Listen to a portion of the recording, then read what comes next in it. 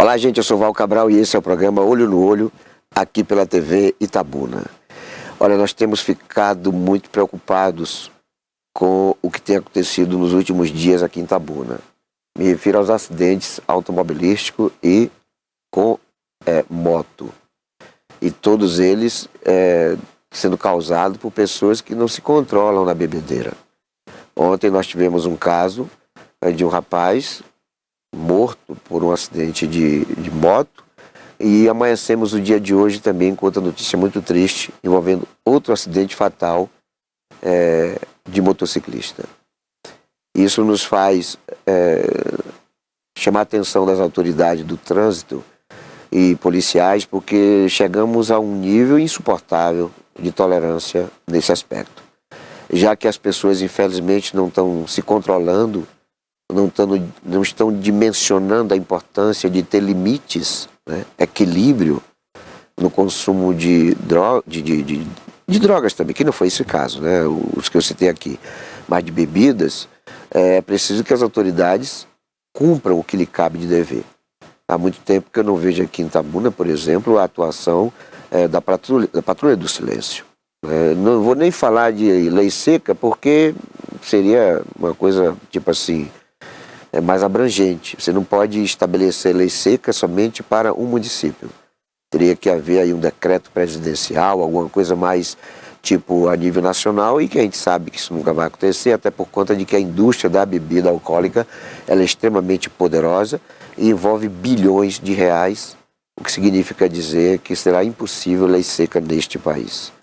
Mas precisamos de uma lei que estabeleça limites, inclusive para funcionamento de bares, restaurantes, estabelecimentos comerciais de consumo de bebidas alcoólicas. Isso sim, pode ser através de um decreto local, o prefeito pode estabelecer que bares só funcionem até, por exemplo, meia-noite, 1 da manhã, 2 da manhã, porque depois de meia-noite, o indivíduo que já está bebendo anteriormente, ele, a partir daí, a questão é de segundo, né, para a elevação do seu nível de desequilíbrio, né, desatenção, falta de controle, e tudo para ele é intolerante, tudo para ele é motivo de sair do sério.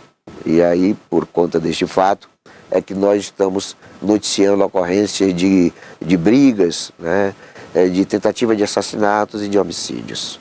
O álcool, ele é causa de muitos problemas no trânsito.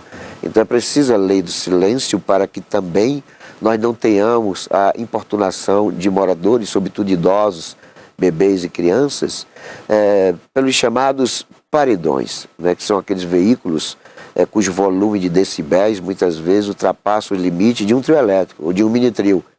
É uma coisa insuportável o barulho que os paredões fazem em vias urbanas, né, em locais de moradias de pessoas que não estão com condições, né, de terem esse tipo de complicação bem à porta de suas residências. Então é preciso também o retorno, né, da Patrulha do Silêncio. Eu até tenho visto, né, porque eu sou de andar pela cidade na madrugada, e eu tenho visto que a chamada lei do silêncio tem ocorrido, mas está faltando uma intensificação maior, porque eu observei o detalhe. Eu estava num determinado local aqui, e aí eles têm uma coisa de um avisar para o outro. Tipo assim, quando a Patrulha do Silêncio passa por um determinado bairro, aí aquele bairro, né, os comerciantes aí já ligam para os outros de outros bairros. É uma corrente que tem de imprudência, de negligência, porque a gente está aqui falando de pessoas que são incomodadas pelos decibéis altíssimos de paredões de sons de estabelecimentos comerciais. Então estava numa praça, quando de repente eu vi o som diminuir de maneira vertiginosa. E eu estranhei, será que houve algum problema no som? Será que alguém chamou a atenção para a altura que estava exacerbada daqueles volumes do som? Mas não, logo em seguida eu vi realmente uma patrulha com 6 veículos, tinha veículo da Polícia Militar, da Guarda Municipal, da Polícia Ambiental, me parece também da Promotoria. Eu vi uns 6 veículos, isso aí em comboio. E aí foi aí que eu percebi, né, que eles são avisados antes. Os seus amigos, familiares, avisam, olha, a blitz passou por aqui, tome cuidado aí. Mas nesse caso específico, eu percebi que a informação foi passada de maneira muito próxima, porque assim que eles baixaram o som, logo em seguida, coisa de 1 minuto, 2 minutos, aí a patrulha passou. Quando a patrulha saiu do ambiente, aí o som voltou. Então é preciso que tenha assim, uma operação que seja mais sistemática e que aconteça sem estardalhaço para que haja o flagrante. Por conta de que com o flagrante, esses comerciantes, os proprietários de carros com os chamados paredões, vão começar a sentir no bolso a necessidade de respeitar as pessoas, de compreender que é necessário um limite, porque não tem motivo de depois das 10 da noite, 22 horas, os decibéis estarem acima dos 60. E a gente tem situação aí que ele vai para 300. É uma coisa absurda. É como se você estivesse no carnaval bem próximo de um trio elétrico ou de um mini trio elétrico. O desrespeito é muito grande e as autoridades têm que serem mais ásperas, né? Tem que ser mais constante, ininterruptamente agindo para que abusos dessa natureza não permaneçam acontecendo em Itabuna e nas cidades todas que estão aí nos prestigiando com audiência. Outra coisa que também me chama a atenção é que tem uns 2 meses ou mais que eu não tenho visto as blitz acontecendo na cidade. Eu gosto quando eu sou parado por blitz, eu gosto que aí eu fico com aquela sensação de que estou tendo garantia de segurança, porque assim como eles me param e eu não tenho absolutamente nada para esconder, meu veículo ele está bem documentado, todos os meus documentos, todos em dia, não tenho nenhuma dificuldade de compreender a blitz como necessária. E aquilo me dá a garantia de que assim como eles estão me parando, param também meliantes, param pessoas armadas, portando drogas. E isso é bom para o cidadão, ele saber que a polícia está ali garantindo a sua segurança. Mas essas blitz não têm ocorrido, e elas têm que acontecer. Uma certa feita eu estava indo para um determinado bairro de periferia aqui e eu vi um aparato enorme de blitz e muitos veículos e motos já estacionadas como se estivessem ali sendo apreendidas por alguma falha de documento, de mecânica, enfim. Eram muitos os veículos e motos já estacionadas para apreensões e deslocamento para o pátio, que é assim que acontece. E aí eu passei e o policial que faz a seleção de quem vai ou não parar, me permitiu passar. Eu não cheguei a parar.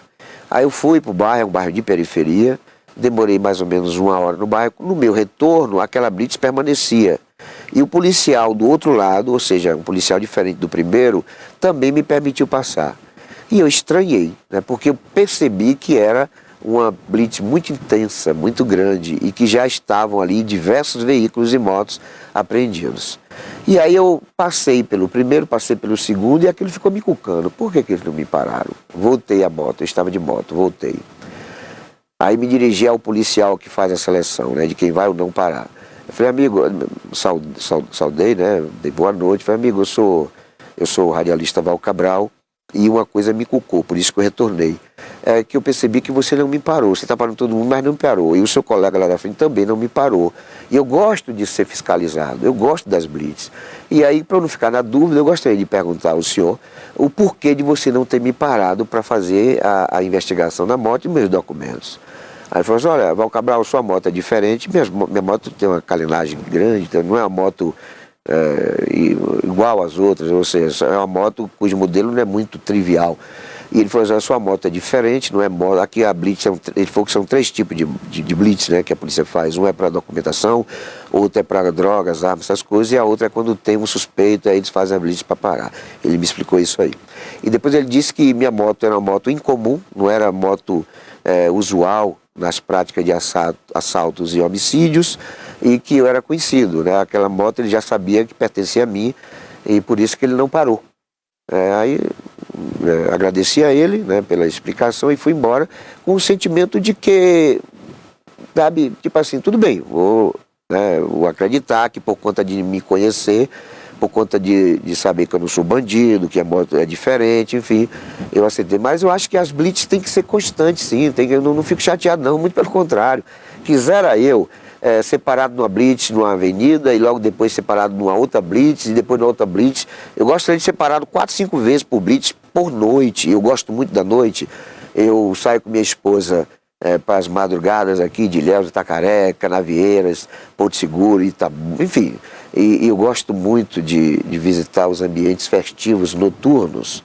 E aí eu fico chateada quando não tem blitz. Tem que ter blitz, sim. Tem que ter, até para ficar certo de que a bandidagem vai estar sendo incomodada ou está sendo impedida de agir por conta de saber que a cidade está sendo monitorada, a cidade está sendo fiscalizada.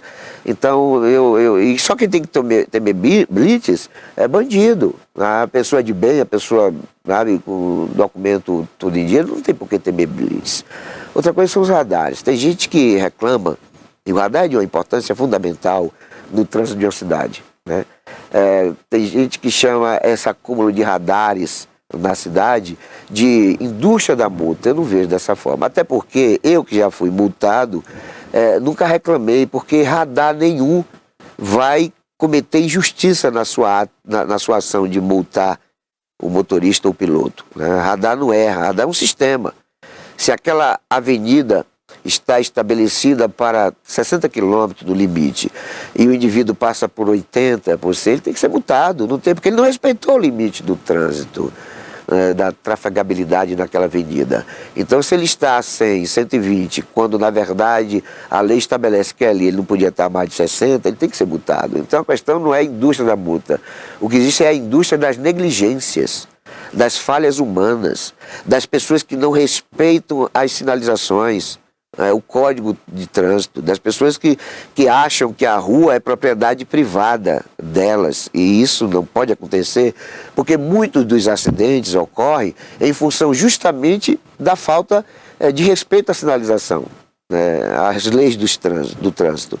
Então é importante que nós tenhamos mais blitz, que nós tenhamos mais sinalizações, mais radares. É preciso que a patrulha do silêncio seja mais sistemática, ininterrupta, se possível todos os dias, todas as horas. É preciso que nós tenhamos blitz também de maneira constante e é preciso vídeo monitoramento em toda a cidade. Nós precisamos ter a certeza de que o Estado está zelando pela nossa segurança, pelo nosso direito à tranquilidade, nosso direito ao silêncio. Eu tenho um filho que mora na Suíça e a informação que ele me passou é que depois das 22 horas, lá na Suíça, não pode dar descarga na latrina, no sanitário, não pode, por conta do barulho da água descendo, né, o vaso sanitário. E olha que eu estou me referindo aqui a uma coisa que é essencial, que é uma necessidade fisiológica. Mas lá na Suíça, depois das 22 horas, é proibido dar descarga. Imagine paredões. Aí seria inimaginável, né? Eu tenho alguns parentes, alguns amigos, né, que residem na Alemanha, na Suíça, e lá eles fazem o São João também para os brasileiros e também para os nativos. E eles têm que fazer toda uma documentação, tem que dimensionar os decibéis, a distância do som até a próxima residência. É uma coisa bastante rígida no respeito à cidadania. Aqui as coisas funcionam de maneira, sei lá, tão fáceis, né, para as negligências, para as falhas, para o ilícito, que não dá para entender o Brasil como um país sério. Não dá. O desrespeito ao cidadão é aqui muito grande. E é o Estado desrespeitando ao cidadão, é o cidadão desrespeitando as regras do Estado, e o que é mais grave é o cidadão desrespeitando o cidadão. Então isso aqui é uma balbúrdia, né, uma muvuca de desrespeito àquilo que é essencial e que é de bom senso para a sua melhoria de qualidade de vida, mas sobretudo para você ter uma convivência humanizada, né? Ter boas relações com as pessoas. Porque quando a gente abusa do trânsito, a gente está abusando das pessoas. Nós vamos a um breve intervalo, é coisa muito rápida, é um pelar e um pecar.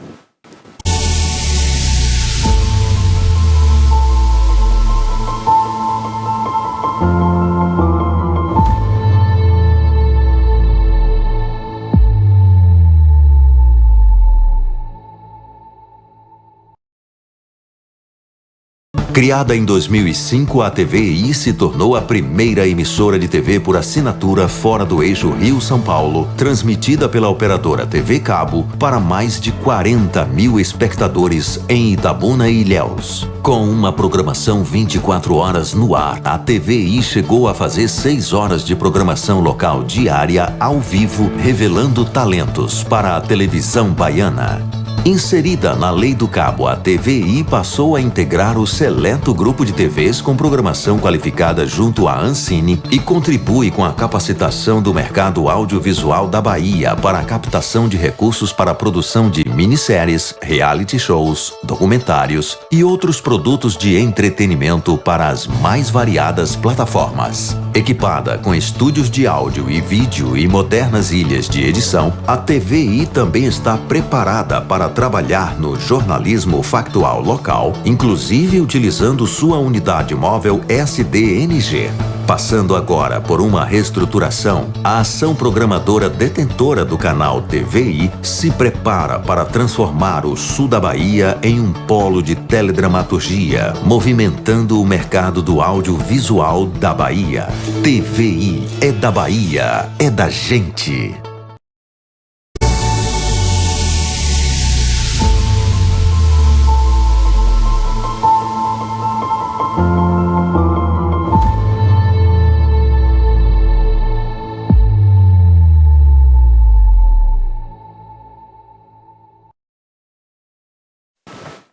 Olá, gente, eu sou Val Cabral e esse é o programa Olho no Olho, aqui pela TV Itabuna. Já que nós iniciamos o programa falando sobre problemas relacionados ao trânsito, eu quero dar prosseguimento a esse assunto, mas abordando uma questão que requer das autoridades pelo menos uma reflexão. De repente a minha sugestão, ela é plausível, ela pode ser praticada e resultar em melhoria nas condições de segurança pública. Itabuna hoje é cercada basicamente por duas rodovias, né? A 324, a 415 e a 101. Né? São somente duas, mas com 4 situações de acessos, né? De entradas e de saídas da cidade. Nós temos, por exemplo, para quem vai para Salvador, logo depois do último viaduto do perímetro urbano da cidade, nós temos o posto rodoviário federal, onde também ali há um posto estadual de fiscalização. Você indo para Itapetinga, você tinha já no bairro Lomã, no bairro Nova Itabuna, você tinha um posto policial que está desativado atualmente, mas logo depois você também tem um posto de fiscalização antes de chegar em Firmino Alves. Descendo para Camaquã, Boiarema, você tem um posto de fiscalização, uma estrutura montada, né, de fiscalização da Receita Estadual, que também está desativado. E você indo para Ilhéus, você encontra logo depois de Banco da Vitória, uma estrutura de fiscalização também desativada da Polícia Estadual, Rodoviária Estadual. Então você tem nas duas rodovias e nas 4 formas de entrar e sair da cidade, estruturas já prontas, né, das quais 3 estão abandonadas, já pronta para a instalação ali de um aparato policial de monitoramento dos veículos que entram e que saem da cidade.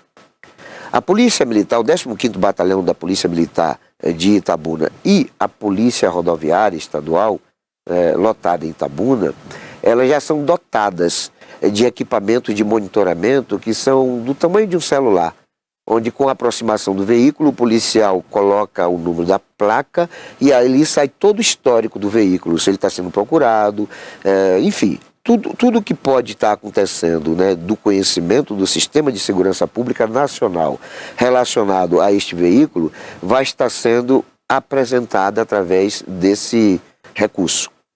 Então é preciso, né, que a polícia faça uso desses equipamentos, porque material humano existe. Né? A estrutura, ela existe. O que falta é a efetivação de uma operação que faça com que nós não tenhamos mais latrocínios envolvendo, por exemplo, taxistas, né?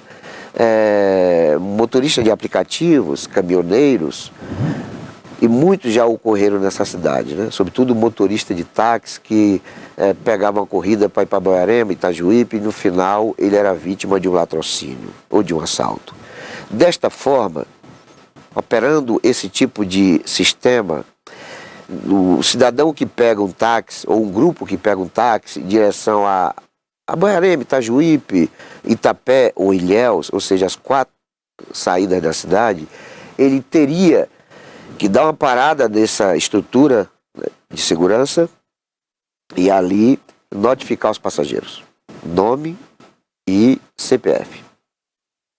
Porque se o passageiro tivesse intenção de prejudicar o motorista de táxi, sabendo que foi notificado, que foi identificado pelo sistema de segurança ter sido ele o último a ser visto pelo aquele motorista, ou com o desaparecimento do motorista, ele ser identificado como causador, porque ele passou por uma barreira policial e sua identificação foi registrada. Sabendo disso, ele podia até ter entrado no veículo com a intenção de praticar um assalto ou latrocínio, ele podia até entrar. Mas ao saber que foi identificado, ele ia desistir, né? Porque ele já sabia que estava enquadrado na lei, já estava identificado como o suspeito número 1. Então, isso acabaria com latrocínio e assaltos envolvendo taxistas, motoristas de aplicativos, caminhoneiros e pessoal dos veículos de frete. Nós teríamos aqui, evitaríamos também sequestros, né, de pessoas. E isso é fácil de ser feito, não é difícil. Além de ser fácil, é uma operação que não demandaria muito obstáculo na execução, não muito congestionamento do veículo, porque os equipamentos que existem, eles dão resposta rápida, né? Uma vez identificado o motorista, uma vez se aproxima, já identificou o carro está beleza, aí chama o motorista, pela carteira botou, sai tudo do cidadão. Com o CPF, o sistema de segurança sabe tudo sobre você, inclusive seus problemas de saúde, tudo, sabe de quem você é filho, de quem você é pai, sabe onde você mora, a sua cor, o seu tamanho, se você é egresso do sistema carcerário, se você tem implicações judiciais, se você expõe a processos de investigação policial, enfim, o sistema sabe tudo através do seu CPF. Então é tudo muito rápido, é questão de segundos, coisa muito breve, sabe? Naquelas situações de suspeição maior, aí encosta o carro e vai fazer as investigações relacionadas a ver se identifica ali algum traficante portando, né, drogas, armas. Aí são as exceções, né? Mas o sistema, na sua regra, seria de fácil adaptação por conta da estrutura já existente e de fácil encaminhamento em decorrência dos equipamentos que facilitam, né, a brevidade dessas abordagens. Então, seria uma operação policial para impedir a entrada de drogas e de armas em Itabuna e a saída de profissionais do trânsito, do transporte, em sua vulnerabilidade, de bandidos o terem como vítima de assaltos e de latrocínio. E por que a polícia faz isso? Eu não sei. Porque isso que eu estou falando agora, eu já falei para quase todos os comandantes do 15º Batalhão de Polícia Militar. Inclusive, uma certa feita, isso tem uns... O Wagner era governador ainda, uma coletiva, em determinado momento, eu fiquei a sós com ele, e eu sugeri ao Wagner fazer aqui uma operação, como assim, tipo um laboratório para o resto da Bahia, de nenhum veículo entrar ou sair da cidade sem que seja fiscalizado, monitorado, não só os seus condutores, mas sobretudo os seus passageiros, tendo como resultado disso o decréscimo vertiginoso de práticas criminosas, seja de sequestros, seja de assaltos, enfim. E ele ficou de analisar com o secretário de então, de Segurança Pública, mas nunca tive retorno, não sei, e o fato é que eles não fizeram, não praticaram. Mas fica aqui de pública a minha sugestão para que nós tenhamos em Itabuna uma operação que possa funcionar como laboratório para o resto da Bahia, né? Eu não tenho dúvida de que nenhum bandido vai querer entrar na cidade de Itabuna sabendo que em seus acessos vão existir instalações policiais para fiscalizar o que é que ele está portando naquele veículo. Eles vão praticar crime em outra cidade, mas em Itabuna não. Eles não vão arriscar ser presos trazendo drogas e armas em seus veículos, porque eles antes vão saber, né? Inclusive, é importante que isso seja feito para que nós tenhamos índices menores, inclusive de assassinato. A Bahia tem sido campeã já há 5 anos seguidos em quantidade de homicídios no Brasil. Aqui, no ano retrasado, em 2021, a Bahia teve registro de mais de 7 mil assassinatos, enquanto que no Rio de Janeiro foram 3.800 e pouco. Eu tenho um amigo que é tenente-coronel e eu informalmente perguntei para ele por que isso estava acontecendo. Porque no Rio de Janeiro, que é um estado que todo mundo teme, um estado de uma violência enorme, um estado que é polo, que é sede das grandes organizações criminosas como o Comando Capital, o PCC, enfim, os grandes bandidos deste país são oriundos do Rio de Janeiro, né, nos chamados comandos de facções criminosas. Então por que lá se mata quase metade do povo que se mata na Bahia? E esse tenente-coronel falou o seguinte: olha, Val, paradoxalmente é por conta dessas organizações criminosas. Porque lá são feudos, né? As favelas, os bairros, os distritos, as cidades são comandadas por determinadas facções. Então, onde tem o comando do comando da capital, o PCC não entra, né? Então, eles, quando tem guerra lá, é porque um invade a área do outro, aí eles se matam, né? Mas, normalmente, eles não permitem, naquele ambiente que eles são dominantes, que homem bate em mulher, né? Que mulher bate em homem, que haja violência doméstica, que haja sequestro, que haja assalto, estupro. Eles são a segurança do local. Olha só que loucura, a que ponto chegou esse país, né, com facções criminosas garantindo a segurança pública. Isso foi falado para mim por um tenente-coronel da Polícia Militar. Me deixou estupefato, né? Como é que eu posso acreditar num sistema onde as organizações criminosas são muito mais poderosas e asseguradoras da tranquilidade e da segurança de uma comunidade, em poder bélico e em poder político, em poder de comando muito maior do que o próprio Estado? Não dá para a gente aceitar isso como lógico, porque não é. Não há bom senso nisso. Quem tem que mandar no Estado é o Estado. Bandido não pode mandar em lugar nenhum, mas bandido manda em tudo. Bandido manda nos presídios. Eu tive recentemente visitando um presídio por conta de uma atividade esportiva, que o grupo que eu pertencia, grupo, né, de realizações de ressocialização, eu já fui inclusive organizador da Pastoral Carcerária aqui em Itabuna. Fazendo visita ao comando daquele presídio, o diretor, que é policial oficial, nos conduziu até o chamado pátio do presídio. E teve uma situação que me deixou perplexo. Ele conhece todo mundo ali, sabe quem é das facções, quem é o comando das facções, enfim. E aí teve um cidadão lá, um bandidão, falou assim: não, ele tem que subir aqui, eu não vou descer não. Não é que o comandante subiu. Quer dizer, não dá pra gente aceitar essa coisa, sabe? Do sujeito estar aprisionado, tendo acesso a muitas coisas que aqui a gente tem dificuldade, né? Por exemplo, celulares, né, de tecnologia extremamente avançada, né? E lá eles fazem festas, fazem churrasco, inclusive com bebida, com drogas, eles têm armas. Não dá para entender, porque para entrar num presídio, em qualquer lugar desse país, o visitante primeiro tem que ser parente do encarcerado. Amigo não entra, só parente. Exceção para quem é namorado ou namorado. Mas para entrar no presídio, eu vou citar o caso de Itabuna. Você vai chegar na portaria, vai se identificar, e aí a pessoa que está na portaria faz a comunicação com a sua identidade da pretensão de visita que você faz ali. Aí você primeiro tem que fazer uma carteirinha. Você não pode chegar lá: eu vou visitar meu irmão, meu pai, minha filha, meu filho, não. Você primeiro se cadastra no presídio, aí depois desse cadastro você ganha uma carteirinha. Chegando no dia da visita, você apresenta essa carteirinha é conduzida até a recepção do presídio. Aí antes da recepção tem um balcão, onde normalmente quando os parentes dos visitantes vão levando frutas, refeições, alimentos em geral, naquela mesa ali os agentes carcerários fazem uma vasculhada minuciosa. Quando é, por exemplo, maçã, eles furam a maçã todinha, eles partem a maçã para ver se no interior Na maçã não tem chip de celular, não tem droga, essas coisas, até arma. Eles fazem isso quando é sopa, mistura tudo, e tira de uma vaso e bota em outro. Quando é líquido, vamos só colocar aqui uma Coca-Cola, uma Pepsi-Cola, eles abrem, mete lá um negócio para ver se não tem qualquer material sendo escondido pela cor escura do líquido da Coca-Cola ou da Pepsi.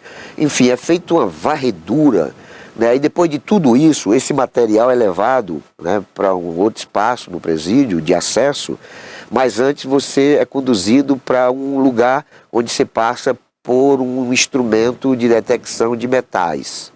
Se você estiver conduzindo, se depois da primeira triagem você ainda conseguir ter introduzido dentro de si, ou debaixo do sapato, ou enfim, você vai ter que passar por ali. Qualquer metal apita na hora, é detectado, e ali você é preso. Ainda assim, se você consegue passar por essa cabine de detecção de metais, aí você vai para um outro setor. Aí lá você é obrigado a ficar completamente nu, né?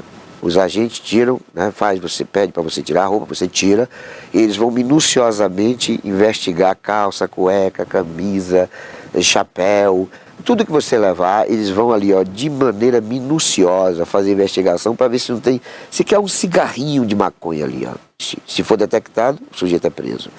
Pronto, feito isso, o visitante ainda tem que dar 3 pulinhos. Ele fica de cócora, né, e tem que dar 3 pulinhos. No caso da mulher é pior, que além de dar os 3 pulinhos, ela ainda tem que se agachar diante de um espelho, né? Ela nua, né, expondo as suas partes íntimas, ela tem que dar 3 pulinhos depois de toda uma investigação, e neste caso por agentes de gênero feminino, né? Guardas homens não podem fazer esse trabalho com as mulheres, e nem vice-versa, né?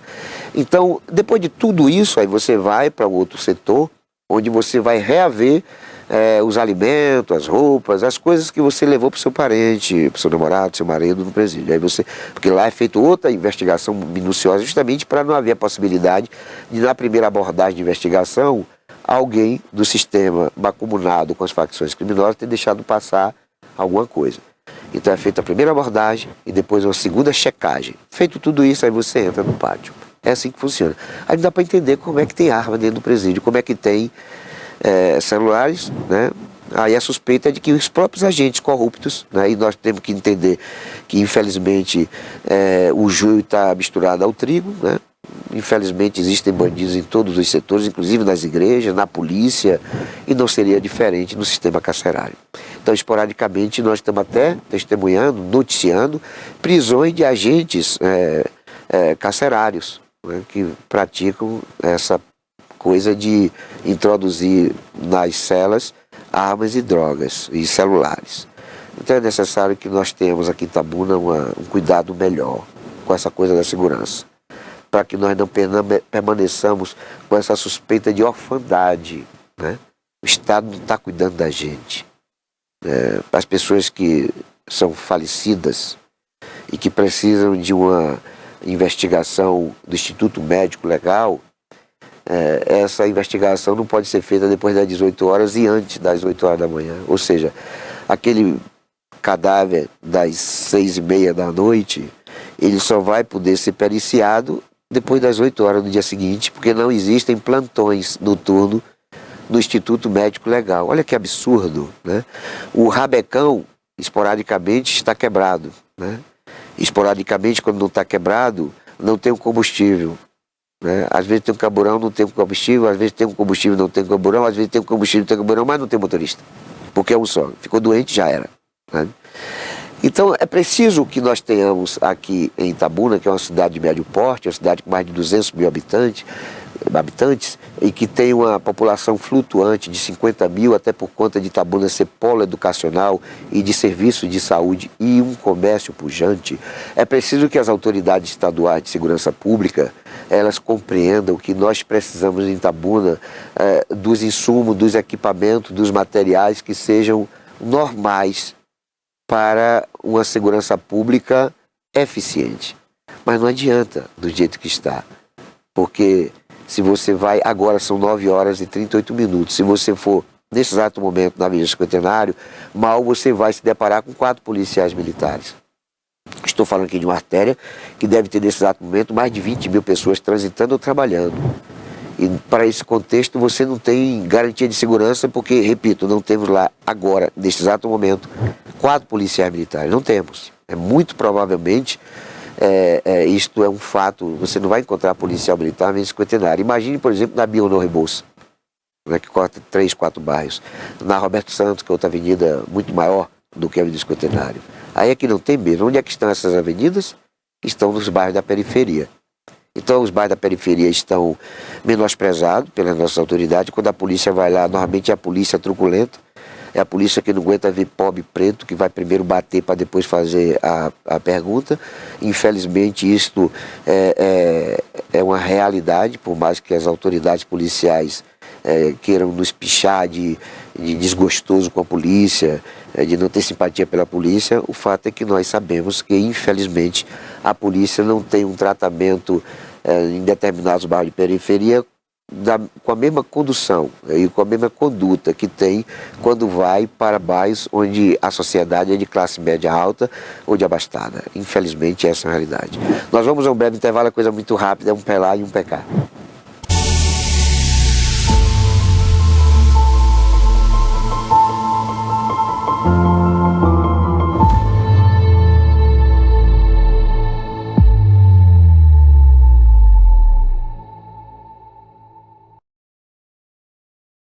Criada em 2005, a TVI se tornou a primeira emissora de TV por assinatura fora do eixo Rio-São Paulo, transmitida pela operadora TV Cabo para mais de 40 mil espectadores em Itabuna e Ilhéus. Com uma programação 24 horas no ar, a TVI chegou a fazer 6 horas de programação local diária ao vivo, revelando talentos para a televisão baiana.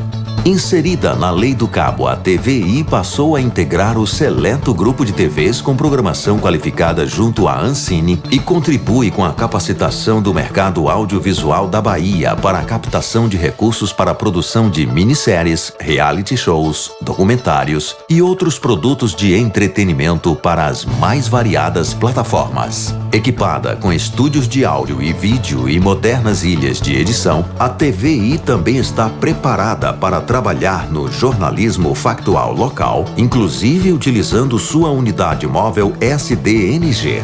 Passando agora por uma reestruturação, a ação programadora detentora do canal TVI se prepara para transformar o sul da Bahia em um polo de teledramaturgia, movimentando o mercado do audiovisual da Bahia. TVI é da Bahia, é da gente.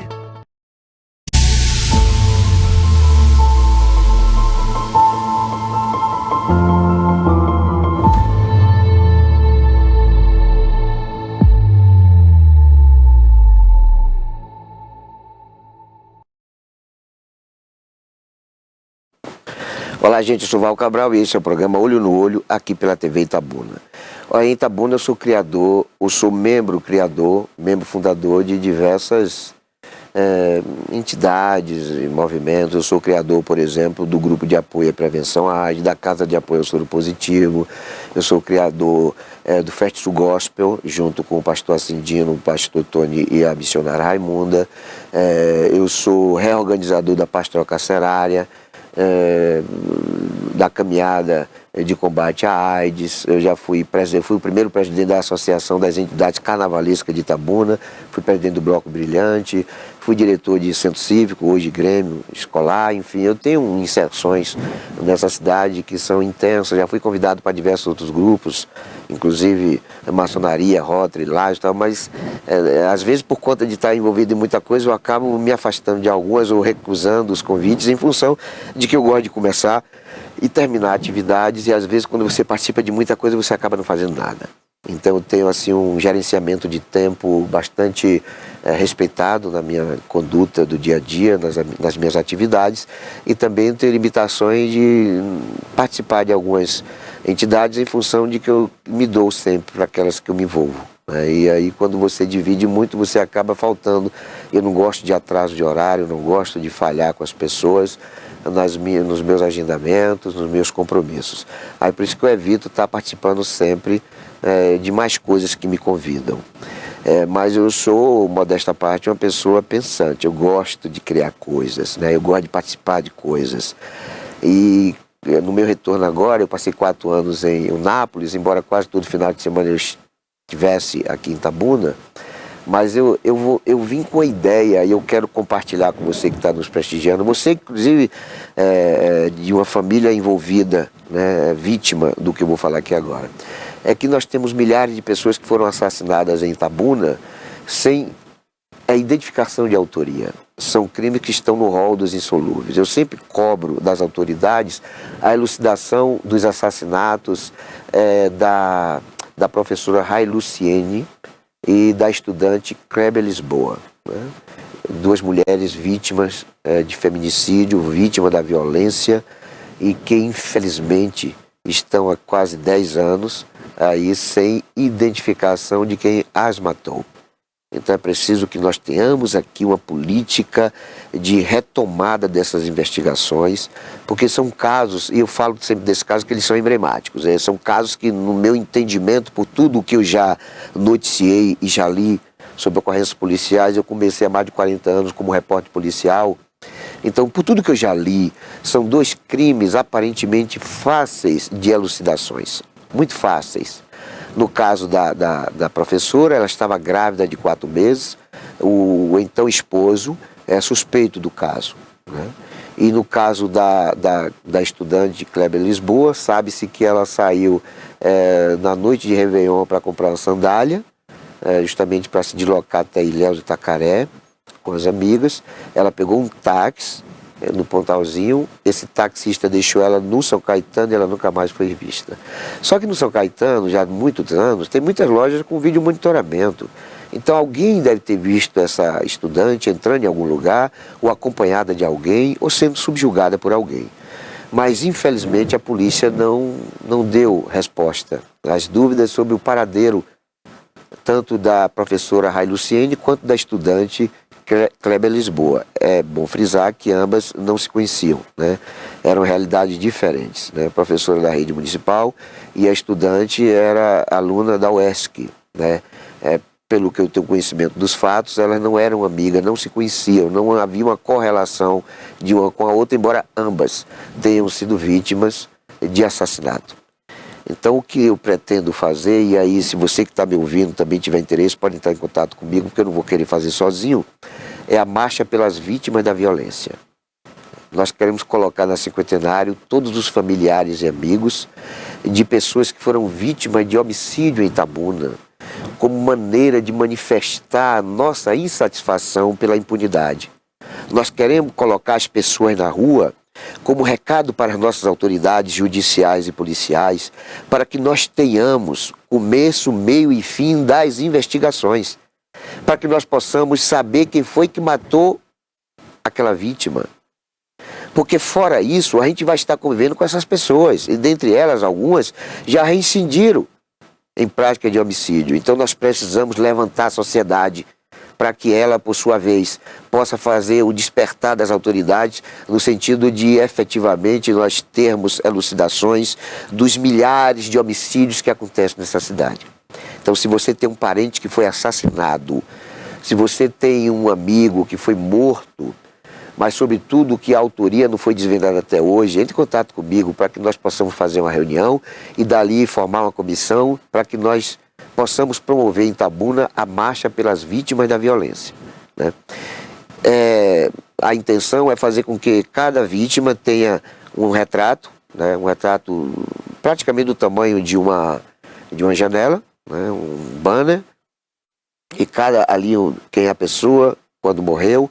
Essa é a ideia de nós irmos para 50 todo ano. A gente vai escolher um dia no ano, a gente vai procurar um vereador para estabelecer o dia pelas vítimas da violência, né? Lei definindo aquela data como definitiva para que a sociedade desperte para essa realidade, né? Por que as pessoas estão sendo assassinadas e a autoria não tem sido identificada? Crimes que são... Eu me lembro, outro caso que eu também tenho buscado, né, envolveu o Genildo Lacerda, tanto pai quanto filho, né? Mataram o filho, o pai insatisfeito com a morosidade das investigações, também entrou no circuito para investigar e por conta disso acabou morrendo também. Então, esse caso foi outro símbolo, né, do que a gente tem de motivação, né? Eu quero ressaltar que eu não tenho nenhum parente que foi assassinado. Não tenho. Eu já tenho um parente que matou, infelizmente. Matou, mas foi punido por isso. Mas eu não tenho, foi identificado e punido, mas eu não tenho nenhum parente vítima da violência, né? Mas isso não significa dizer que eu não tenha compromisso, né, humanista de fazer com que haja alguma coisa para frear, né, para essa coisa não permanecer acontecendo em Itabuna. Consequentemente, no resto do país, porque essa vai ser uma atividade que vai ter desdobramento na mídia para que outras cidades também reverenciem o dia de homenagem às vítimas da violência. Então, o que eu quero é isso. Eu quero sugerir que você que está aí nos ouvindo, nos prestigiando com audiência, e que de repente teve um amigo ou um parente assassinado, me procure para nós formarmos uma comissão, que eu não quero fazer sozinho, nunca fui centralizador, nunca fui também de querer tomar partido, até porque não há intenção eleitoral ou política, né? Há uma intenção humanitária. Então, se você tem um parente, você tem um amigo que foi assassinado, me procure, que é para a gente poder, né, levantar a sociedade para o despertar das autoridades, né, de que a gente não pode ficar numa cidade sem policiamento, sem equipamento, sem insumos suficientes para que o aparato da segurança pública possa investigar e desvendar crimes, para em seguida a justiça fazer a parte dela, ou seja, processar, condenar e prender os homicidas. Não dá para entender uma impunidade envolvendo um crime, né, bárbaro de assassinato. Não dá. Homicidas, lugar de bandido é na cadeia. Lugar de assassino é na cadeia. Não é participando de carnaval, de São João, em restaurantes, em bares, e a gente sabe que muitos deles estão por aí, né? Nós, infelizmente, estamos convivendo com essa horda de bandidos perigosíssimos e que estão ali porque, infelizmente, a polícia não fez a parte dela, né? E às vezes a polícia até faz, mas a justiça libera o bandido logo em seguida. Queremos justiça, né? E por conta deste fato, reitero o convite. Entre em contato com o Val Cabral, né? Dê um jeito de entrar, eu tenho redes sociais, estou todos os dias aqui na TV Itabuna, então se você tem interesse, me procure, que é para a gente colocar milhares de pessoas na Cinquentenário, né? Com as fotografias dos seus entes queridos assassinados, para dali fazer uma exigência de investigação, né? Desengavetar investigações, porque não tem sentido como é que um crime não tem identificação do criminoso. Então, se você concorda comigo, meu amigo, minha amiga, entre em contato comigo e nós vamos fazer a marcha pelas vítimas da violência. Nós vamos um breve intervalo, é coisa muito rápida, é um pelar e um pecar.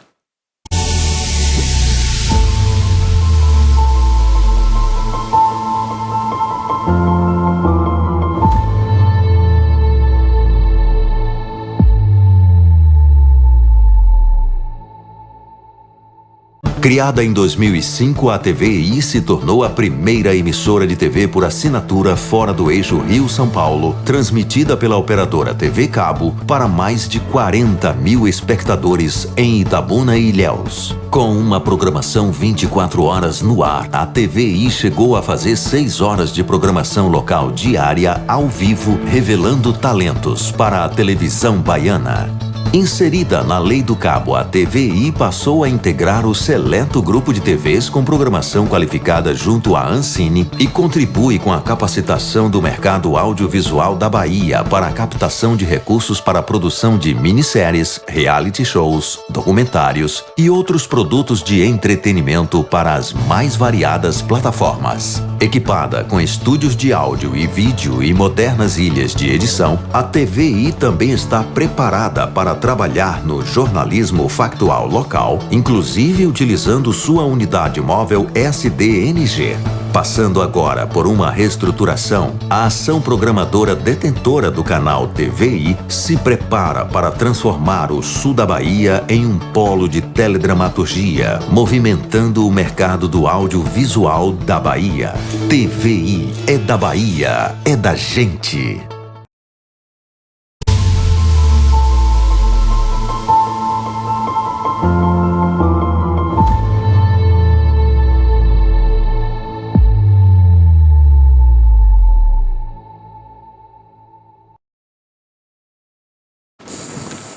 Olá, gente, eu sou Val Cabral e esse é o programa Olho no Olho, aqui pela TV Itabuna. Olha, você viu que nos 3 primeiros blocos o assunto sempre foi ligado à questão da segurança pública.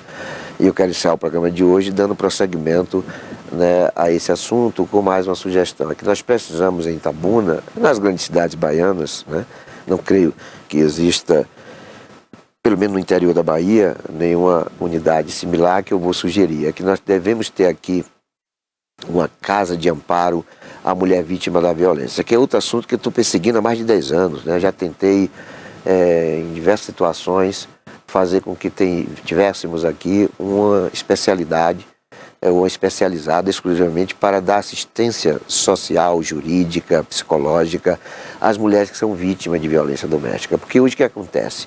As mulheres são vítimas, né, dessas agressões, né, da violência. Quando conseguem sobreviver e acabam tendo também força para tanto, elas vão à delegacia de atendimento especial à mulher, a DEAN, e lá elas formulam a queixa.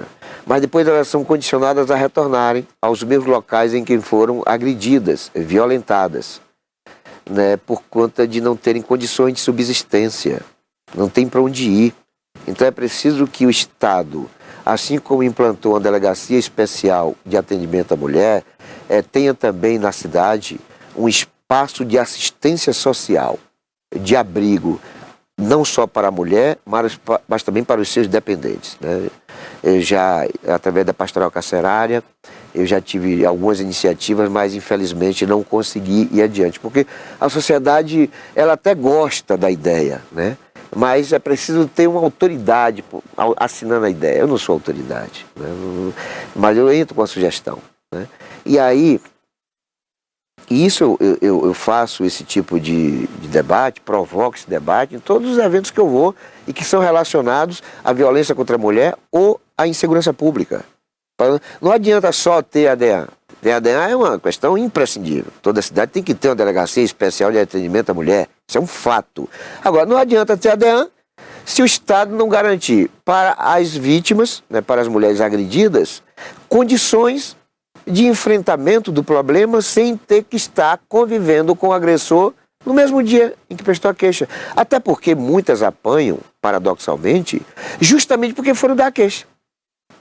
A mulher apanha do marido, do companheiro, aí vai na DEAN, faz a queixa, aí quando ela volta, ela apanha porque foi na DEAN. Ou seja, olha que coisa absurda. Então é importante que nós tenhamos aqui um lar, uma casa, um abrigo, um sítio, e tem que ser um lugar que não seja do conhecimento público, até para o agressor não ir até esse espaço. Nesse espaço tem que ter segurança para, na eventualidade de descobrir e for a esse espaço, né, havia uma retaguarda de segurança para a assistida, para a mulher assistida e seus familiares. Então é preciso que nós tenhamos isso aqui, uma casa de amparo à mulher vítima da violência.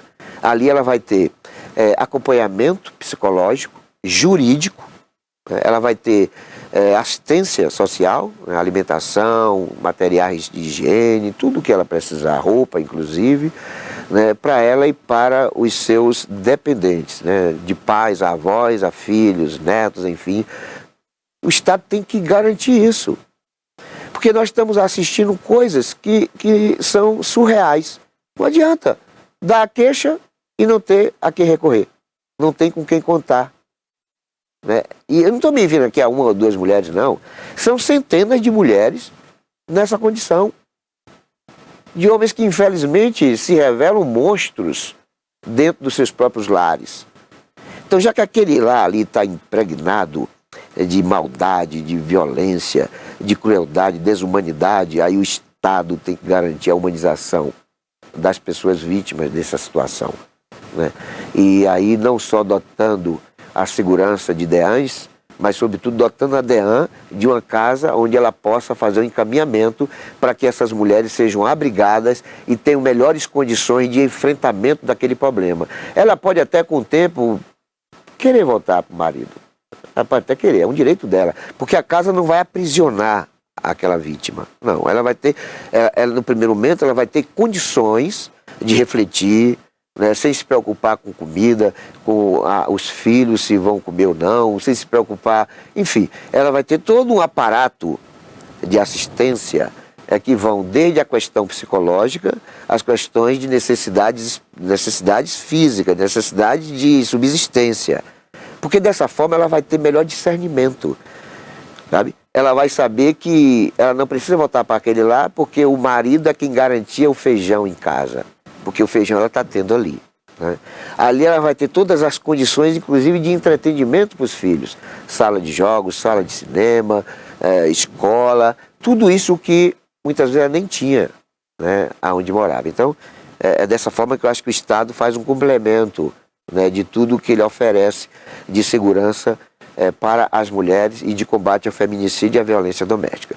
Porque DEAN só é bom, mas DEAN só não é suficiente, né? É preciso que além da delegacia, repito, além da delegacia especializada em atendimento à mulher, é necessário que, atrelada a ela, também o Estado garanta uma condição mínima de subsistência para as vítimas. Caso contrário, nós vamos ver essa ópera bufa sendo repetida, de mulheres sendo espancadas, violentadas e tendo que voltar para o local onde ela foi vítima disso, porque ela não tem a quem recorrer, não tem com quem contar, tá bom? Ficam aí minhas sugestões, agradeço a todos que têm sempre nos prestigiado com a audiência, fiquem todos com Deus e não se esqueçam jamais de que Jesus é o caminho, a verdade e a vida.